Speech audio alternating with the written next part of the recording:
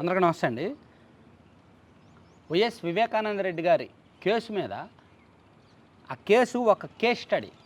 దేశ రాజకీయాలకు, దేశంలో జరుగుతున్న రాజకీయ పరిణామాలకు, ఈ ఆంధ్రప్రదేశ్లో జరిగిన ఒక హత్యా రాజకీయానికి, ఒక సెంటిమెంట్, ఒక ఫ్యామిలీ ఎమోషన్ సెంటిమెంట్స్కి, ఈ గొడ్డలిపోటు, ఇలా రకరకాల అంశాలకు ఆ కేసు ఒక కేస్ స్టడీ.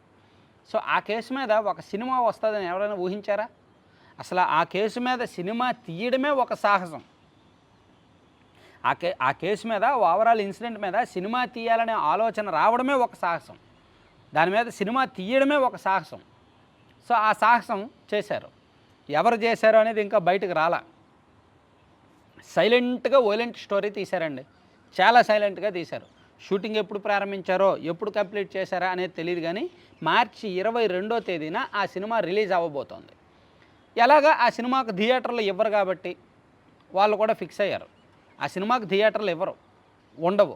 కాంట్రవర్సీ స్టోరీ, అందులోకి వైసీపీ అంగీకరించని స్టోరీ కాబట్టి అధికార పార్టీ ఎట్టి పరిస్థితుల్లోనూ ఒప్పుకోదు. సో అందులోకి ఎన్నికల కోడ్ ఉంది కాబట్టి ఆ కోడ్లో భాగంగా థియేటర్లో అటువంటి సినిమాలు రిలీజ్ చేయనివ్వరు. సో అందుకే ఆ సినిమా నేరుగా వెబ్సైట్లోనే రాబోతోంది, వెబ్సైట్లోనే రిలీజ్ అవ్వబోతోంది. మార్చి 22వ తేదీన, అంటే ఎల్లుండి ఆ సినిమా రిలీజ్ అవ్వబోతోంది. దానికి సంబంధించి ఆల్రెడీ ట్రైలర్ రిలీజ్ అయింది. వివేకం అనే సినిమా పేరుతో, వివేకానందరెడ్డి బయోపిక్ వివేకం అనే పేరుతో ఆల్రెడీ ట్రైలర్ రిలీజ్ అయింది. ట్రైలర్కు బీభత్సమైన రెస్పాన్స్ వచ్చింది. ట్రైలరు చాలా ఛానల్స్లో వేశారు. నాట్ ఓన్లీ ఒక్క వాళ్ళ అఫీషియల్ ఛానల్లోనే కాదు, ఆల్మోస్ట్ టీడీపీ ఛానల్స్ అన్నింటిలో కూడా సర్క్యులేట్ చేశారు. ఛానల్కి మంచి రెస్పాన్స్ వచ్చింది, ఆ ట్రైలర్కి మంచి రెస్పాన్స్ వచ్చింది. అందులో కొన్ని డైలాగులు కావచ్చు, కొంతమంది ఎక్స్ప్రెషన్స్, అలాగే జగన్మోహన్ రెడ్డి గారి పాత్రధారి, అంటే ఆ ఫ్యామిలీ ఈ డ్రామాలు ఎవరెవరు ఏం చేశారనేది ఆ ట్రైలర్లో చాలా క్లియర్గా చూపించారు. సో ఆ సినిమా మీద ఇంకాస్త ఉత్కంఠ పెంచేలా చేశారు. ఆ సినిమా కోసం జనం వెయిట్ చేసేలా చేయగలిగారు. అయితే ఆ సినిమా ఫ్రీగా యూట్యూబ్లోనూ లేదంటే ఓటీటీలోనూ రావట్లేదు. ఒక వెబ్సైట్ క్రియేట్ చేశారు, vivekabiopic.com అనే ఒక వెబ్సైట్ క్రియేట్ చేశారు. ఆ వెబ్సైట్లోకి వెళ్ళి ఒక 100 రూపాయలు కట్టి రిజిస్ట్రేషన్ చేయించుకొని అప్పుడు మాత్రమే ఆ సినిమా చూడాలి. మేబీ ఇది అందరికీ అందుబాటులో ఉండకపోవచ్చు, అందరూ అలా చెల్లించలేకపోవచ్చు.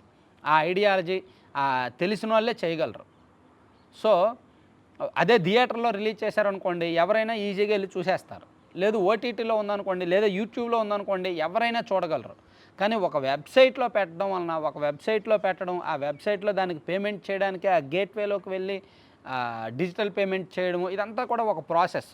కాబట్టి మేబీ వ్యూస్ తక్కువే రావచ్చు. కానీ వన్స్ వెబ్సైట్లో రిలీజ్ అయిన తర్వాత దాన్ని కాపీ చేసి, ఇప్పుడు అటువంటి సినిమాలకి ఎవరు కాపీకి అభ్యంతరం పెట్టరు. వాళ్ళు ఎంత బడ్జెట్ పెట్టారో, ఎంతో కొంత రాబెట్టుకోవడానికి వెబ్సైట్లో 100 రూపాయలు ఛార్జ్ పెట్టారు. మరి ఆ మాత్రం సినిమా తీయాలంటే ఆ మాత్రం ఖర్చు అవుద్ది. ఎంత లేదన్నా తక్కువలో తక్కువ, ఎంత కొత్త యాక్టర్లైనా ఒక 50 లక్షలైనా ఖర్చు అవుద్ది సినిమాకి. సో అది అందులో సగమైనా రాబెట్టుకోవాలి, వస్తేనే వాళ్ళు ఎంతో కొంత సేఫ్లో ఉన్నట్టు. సో అందుకు వాళ్ళు ఒక పార్టీ కోసం తీసినా, ఒక పార్టీకి వ్యతిరేకంగా తీసినా, పొలిటికల్ ఇంటెన్షన్స్తో తీసినా, దేనికి తీసినా వాళ్ళ డబ్బులు ఎంతో కొంత రావాలి అంటే ఇలా రిజిస్ట్రేషన్స్ జరగాలి. సో అందుకే వాళ్ళు నేరుగా వెబ్సైట్లో అప్లోడ్ చేస్తున్నారు, వెబ్సైట్ నుంచే చూడమని చెప్తున్నారు. నాకు తెలిసినంతవరకు ఒక 4-5 రోజుల వరకు వెబ్సైట్లో చూస్తారండి. కుర్రాళ్ళు, ఐడియాలజీ ఉన్నవాళ్ళు, వాళ్ళు వీళ్ళు బాగా వెయిట్ చేస్తున్న వాళ్ళు చూస్తారండి. తర్వాత అది కాపీ బయటకు వచ్చేస్తుంది. ఆటోమేటిక్గా ఎవరో ఒకరు యూట్యూబ్లో పెట్టేస్తారు. మేబీ దాన్ని టీడీపీ వాళ్ళే అఫీషియల్గా పెట్టినా ఆశ్చర్యపోకర్లా.